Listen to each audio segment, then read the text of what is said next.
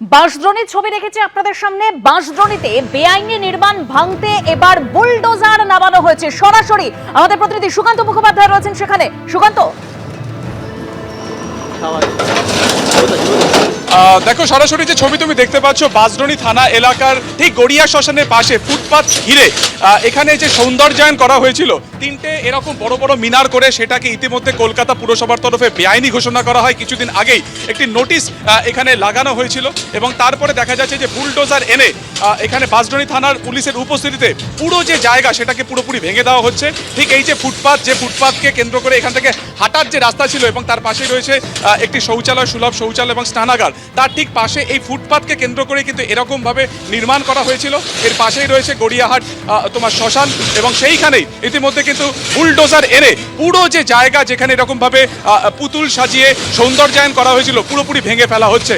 আমরা দেখতে পাচ্ছি কলকাতা পুরসভার যারা আধিকারিক তারা এখানে রয়েছেন, বাঁশদ্রোণী থানার পুলিশ তারাও কিন্তু ইতিমধ্যে ঘটনাস্থলে এসেছেন যাতে কোনো রকম অশান্তি তৈরি না হয়, যাতে এলাকার পরিস্থিতি স্বাভাবিক থাকে। তাই তাদের উপস্থিতিতেই বুলডোজার এনে কিন্তু এই মুহূর্তে এই গোটা যে নির্মাণ ছিল, যা ইতিমধ্যে কলকাতা পুরসভার তরফে বেআইনি ঘোষণা করা হয়েছে, সেটাকে ভেঙে ফেলা হয়েছে। এর আগে তিনটে ছোট অস্থায়ী ছাউনি ছিল, সেটাকেও এই একই এলাকার মধ্যে ভেঙে ফেলা হয়েছিল এবং তারপরে আরও একটি জায়গাতে ঠিকানা দেখে সেখানে আনা হয় এই বুলডোজার এবং তারপরে কিন্তু সেই যে জায়গা পুরোপুরি ভেঙে ফেলা হচ্ছে। দেখতে পাচ্ছ এরকমই তিনটে বড় প্রায় 15 থেকে 16 ফিটের একটা মিনার ছিল, এরকম প্লাস্টিক এবং লোহার রডের এরকম তিনটি যে জায়গা ছিল, সেখানে বেশ কিছু পুতুল সাজানো ছিল।